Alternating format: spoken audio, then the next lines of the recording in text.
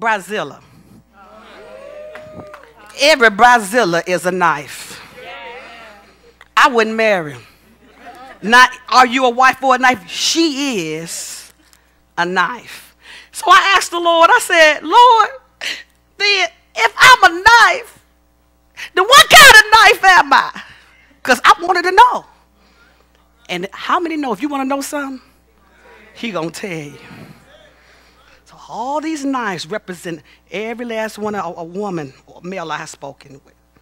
And God deals with me in metaphors. So he said, well, Vita, you're a steak knife. Destiny.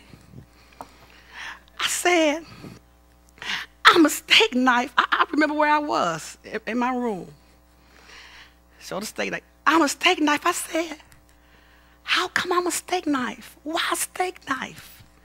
He said, because you like your men, your husband, like you like your steak. Well done.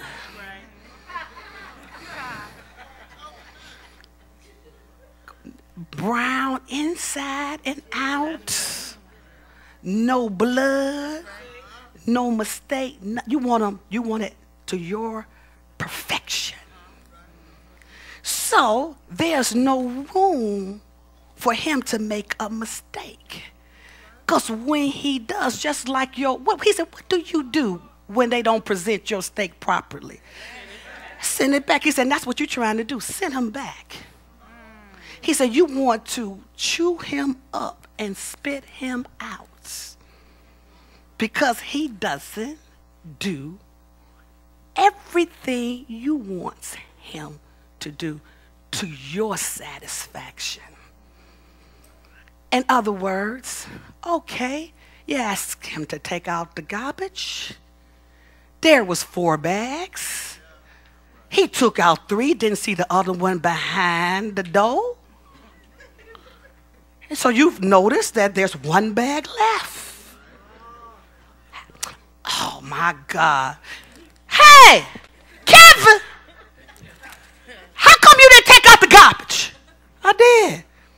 No, you didn't. You can't do nothing right. Instead of appreciating the 3 that he did take out.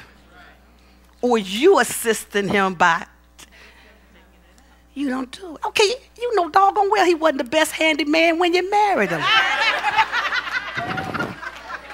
He wasn't an electrician.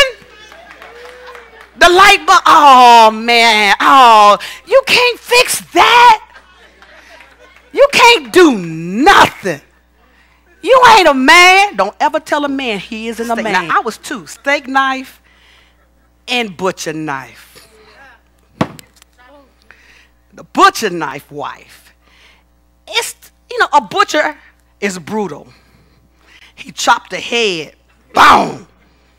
He skins alive, and he guts out.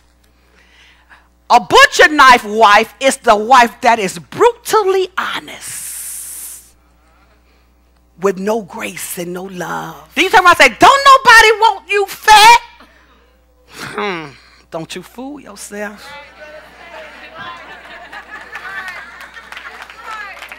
He be somebody else, Big Daddy. Brutally honest. And you have to sit down and skin this man emotion alive emotionally. He's standing there or sitting there emotionally bleeding because of the mouth. This is the paring knife wife.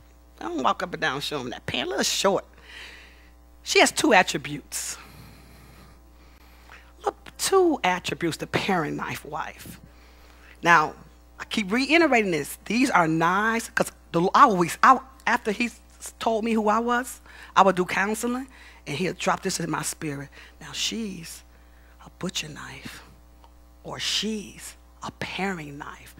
So the Holy Ghost will actually drop these knives while I'm talking to the wives and tell me who they were or who they are. The paring knife wife, as I forestated, she has two attributes.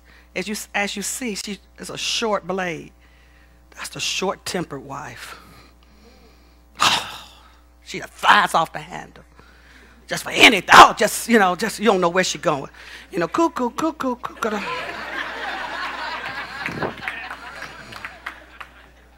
Seriously, just don't short-tempered. Just, what you drop that for? What you drop that for? I mean, hey, baby, it's all right. It's okay. It's a short-tempered wife. They're going to get quiet right on the other one. But she's also the parent knife. She's the one who pairs up with her children or her mama or her friends or her mother-in-law against her husband. She allows everyone into her world except him. The parent knife wife is the wife who, the son will come home and, daddy say, look, boy, you clean out that garage before you go out. You ain't going out. I got a game, daddy. Listen, I'm telling you, want to go to that game? You better clean up the room. Clean up that garage. So, okay, the game's Friday. And he got the basketball. And daddy said, let me go see if this room clean, if the garage cleaned up. No, it isn't clean. He said, hey, where you going, boy? You ain't going nowhere. Clean it up. So what does the boy do? Daddy said, I can't go to the basketball game. And this is an important game. And he told me I can't go. And they waiting on me until I clean out that garage. He said, what? Wait a minute. Ernest. Let that boy go to the game. Boy, you going to that game. Boy, look, hey, go on up out of here and go to the game. You clean up the garage when you get back. You just usurped that man's authority by siding with your son or your daughter.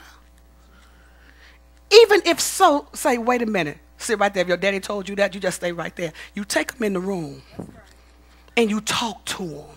You don't openly define him in front of you. You don't do that. That's disrespectful. And keep your kids out of your affairs. Go away somewhere, not in the front. You don't do that. And, oh, please, blended family? Oh, my God. This is what I say. Anybody ever heard me before? No, I'm just real. Well, I don't want him saying nothing to my kids. Oh, you don't want him saying nothing to your kids? This is what I tell him. He can screw you, but he can't school them.